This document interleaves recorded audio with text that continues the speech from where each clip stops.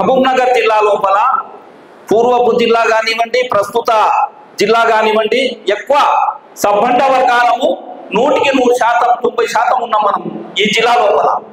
చాలా మంది ప్రొఫెసర్స్ ఉన్నారు, సామాజికవేత్తలు ఉన్నారు, చాలా ఉన్నారు మన బీసీలు. నేను ఎందుకు చెప్తున్నట్టే, మొదటి నుంచి బీసీలం మేము. దూదెకల, పకీరి, పింజరి, కురసి మొదటి నుంచి బీసీలం. మధ్యంతర రెడ్డిల, పర్దిల బీసీలు అయినటువంటి వాసులం కాదు మేము. రాజ్యాంగం ఏర్పడడం నుంచే బీసీలం.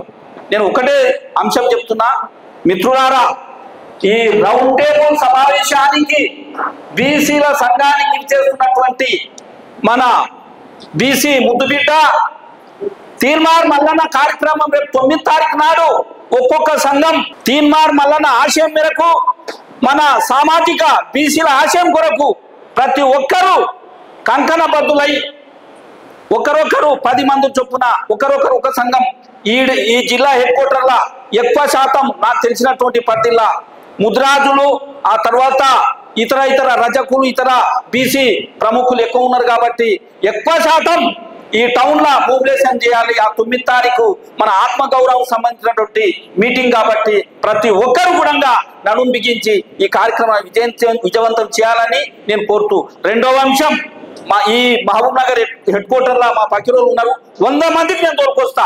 ఇది ఆత్మగౌరవం సంబంధించినటువంటి అంశం వీళ్ళు కాబట్టి ప్రతి ఒక్క సమయం లేదు కాబట్టి చాలా విషయాలు చాలా ఉన్నాయి, చాలా మంది ఉన్నారు వక్తలు, మేధావులు.